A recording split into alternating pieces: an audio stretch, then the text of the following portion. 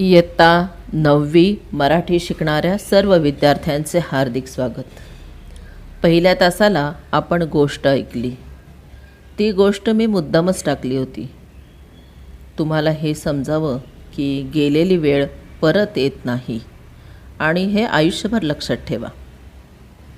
आज आपण पहिलाच पद्यपाठ घेणार आहोत. हे एक गीत आहे, वंद्य वंदे मातरम. गीत आणि कविता यातील फरक लक्षात घ्या. गीत म्हणजे एखादी परिस्थिती तुम्हाला माहिती आहे आणि त्यावर तुम्हाला रचना करायची आहे शब्दांची, तर ते तयार होते गीत. उदाहरणार्थ चित्रपटांमध्ये जे असते ते गीत, आणि पाठ्यपुस्तकामध्ये आपल्याला अनेक कविता असतात. त्या कविता आणि गीत यामधला फरक असा की कविता म्हणजे कवीला त्या एखादा समोर प्रसंग घडतो आणि त्यातून त्याची प्रतिभा जागी होते आणि तो त्यावर शब्दांची रचना करतो, ती कविता. आता हे गीत आहे. या गीताचे गीतकार आहेत ग दी माडगूळकर. ग दी माडगूळकर यांचा कालावधी 1919 ते 1977. ग दी माडगूळकर हे प्रसिद्ध कवी होते, गीतकार होते, लेखक आणि पटकथा लेखकही होते, कादंबरीकार होते. त्यांनी गीत रामायण, जोगिया, चैत्रबन, वैशाखी, पुरिया इत्यादी गीतसंग्रह आहेत. गीत गोपाळ, गीत सौभद्र ही काव्यनिर्मिती आहे. कृष्णाची करंगळी, तुपाचा नंदादीप हे कथासंग्रह आहेत. आकाशाची फळे, उभे धागे, आडवे धागे या कादंबऱ्या प्रसिद्ध आहेत. भारत सरकारने पद्मश्री हा किताब देऊन त्यांचा गौरव केला. आपल्या अलौकिक प्रतिभेने त्यांचा आधुनिक वाल्मिकी म्हणून गौरव होतो. त्यांनी स्वातंत्र्यासाठी आपल्या प्राणांची बाजी लावणाऱ्या, स्वातंत्र्यासाठी हुतात्मा झालेल्या वीर भारत मातेच्या सुपुत्रांविषयी कृतज्ञता व्यक्त करणारे हे गीत लिहिले आहे. हे पहा विद्यार्थ्यांनो, आजही आपण पाहतो चीनने आपल्या सैनिकांवर हल्ला केला. मागच्या वर्षी पुलवामा येथे CRPFच्या आपल्या जवानांवर हल्ला झाला. आज हे सैनिक आपल्या देशाच्या सीमांचे रक्षण करतात म्हणून आपण सुरक्षित आहोत. कोरोनासारख्या या महामारीचे संकट आले असताना पोलीस, डॉक्टर, सफाई कर्मचारी आपला जीव धोक्यात घालून काम करतात. हे सुद्धा एक प्रकारचे सैनिकच आहेत. आपण या सर्वांमुळे सुरक्षित आहोत ही भावना तुमच्यामध्ये निर्माण व्हावी म्हणून अशा प्रकारची गीते किंवा कविता अभ्यासक्रमात ठेवल्या जातात. कोरोनाच्या काळात पोलीस, डॉक्टर यांच्यावर लोकांनी हल्ले केले. हे एक प्रकारचे दुष्कृत्यच आहे. असे दुष्कृत्य आपल्या हातून घडू नये म्हणून तुम्ही किती प्रयत्न करता यासाठी मी पुढे विचारलेल्या काही प्रश्नांची उत्तरे तुम्ही स्वतःलाच द्या. म्हणजे तुम्हाला कळेल की आपण भारत मातेचे सुपुत्र आहोत की या भारत मातेचे वैरी आहोत. राष्ट्रगीताच्या वेळी शांत उभे राहता का? शाळेच्या आवारात, वर्गात, जिन्यात थुंकता का? शाळेच्या मालमत्तेचे नुकसान करता का? म्हणजे उदाहरणार्थ बेंचवर लिहिणे, भिंतीवर लिहिणे, फळा फोडणे, वर्गात कचरा या गोष्टी करता का? शिक्षकांना उलट उत्तर करता का? शिक्षकांशी उद्धटपणे वागता का?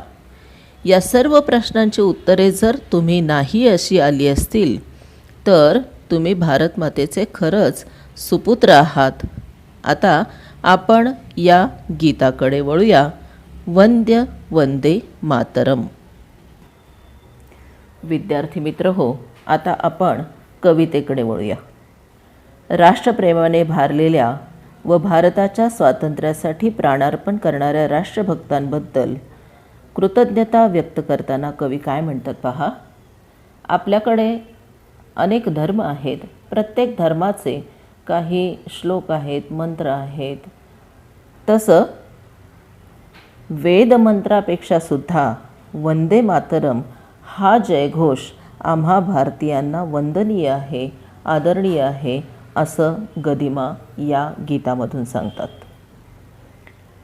या भारतवर्षात भारतमातेला पारतंत्र्यातून मुक्त करण्याचा धगधगता स्वातंत्र्य संग्राम, म्हणजेच जी काही प्राणांची आहुती देऊन स्वातंत्र्यपूर्व काळातील भारतीयांनी यज्ञ केला, आपली आहुती दिली, त्या स्वातंत्र्याच्या अग्निकुंडात लाखो वीरांच्या प्राणांची आहुती पडली. लाखो देशभक्तांनी बलिदान दिले. त्यांच्या या पवित्र बलिदानाने वंदे मातरम हा मंत्र निर्माण केला आणि तो सिद्धसुद्धा केला. मातरम या शब्दाचा अर्थ माता, आई, आणि अशा या भारत मातेला वंदन करणं म्हणजे वंदे मातरम. वंदे मातरम या मंत्राने त्यावेळी मुरदाड झालेली आणि स्वाभिमान हरवून बसलेली राष्ट्रीयता जागृत झाली. सारे भारतीय खडबडून जागे झाले. कायम शांतीचा पुरस्कार करणारे भारतीय बंदूकधारी, सशस्त्र, क्रूर इंग्रजी जुलमी सत्ताधाऱ्यांशी लढले. त्या झुंजीमध्ये निशस्त्र असणाऱ्या भारतीयांना वंदे मातरम हा एकच महामंत्र शस्त्रासारखा लाभला होता. स्वातंत्र्य लढ्यामध्ये ज्या देशभक्तांनी वंदे मातरम हा मंत्र निर्माण केला व तोच वर्तनात आणून परकीय सत्तेशी झुंज दिली, जे राष्ट्रभक्त या रणकुंडात प्राणार्पण करून हुतात्मे झाले, ते देव होऊन स्वर्गलोकी गेले, त्यांना देवत्व प्राप्त झाले. त्यांच्या बलिदानाची आरती म्हणजेच हे वंदे मातरम गीत आहे. हे गीत तुम्ही जर यूट्यूबवर शोधलं तर तुम्हाला सहज उपलब्ध होईल. सुधीर फडके यांच्या आवाजात वंदे वंदे मातरम असं तुम्ही सर्च केलं तर तुम्हाला हे गीत नक्की सापडेल. या गीताची चाल साधारण वेद मंत्राहून आम्हा वंद्य वंदे मातरम, वंद्य वंदे मातरम, साधारण अशी आहे. तेव्हा या राष्ट्रप्रेमाने भारावून टाकणाऱ्या अशा या गीताने आपणही आपलं राष्ट्रप्रेम व्यक्त करूया. मी सुरुवातीला तुम्हाला जे काही प्रश्न विचारले होते आणि त्या प्रश्नांची उत्तरं जर नाही आली असतील तर तुम्ही नक्कीच राष्ट्रभक्त आहात हे सिद्ध होतं. आणि जर तुमच्या प्रश्नांची उत्तरं आहे अशी आली असतील तर आपल्यामध्ये आपण सुधारणा केली पाहिजे हे नक्कीच. मला तर वाटतं नेहमीच की आपल्यातील विद्यार्थ्यांनी आपल्या शक्तीचा वापर, आपल्या युक्तीचा वापर देशासाठी केला आणि 10वी झाल्यानंतर जर सैन्यात जाण्यासाठी प्रयत्न केले तर मी नेहमीच त्यांना प्रेरणा देईल. तेव्हा ही कविता, हे गीत तुमच्यासाठी आनंदाची एक बातमी आहे की हे गीत जे आहे याच्यावर कुठलेही प्रश्न परीक्षेला विचारले जाणार नाहीत. मग हे गीत पाठ्यपुस्तकात का? तर काव्यानंद म्हणून हे पाठ्यपुस्तकात आपल्याला ठेवलेले आहे आणि त्याचा एकमेव हेतू आहे की तुमच्यामध्ये राष्ट्रभक्ती निर्माण व्हावी. जय हिंद.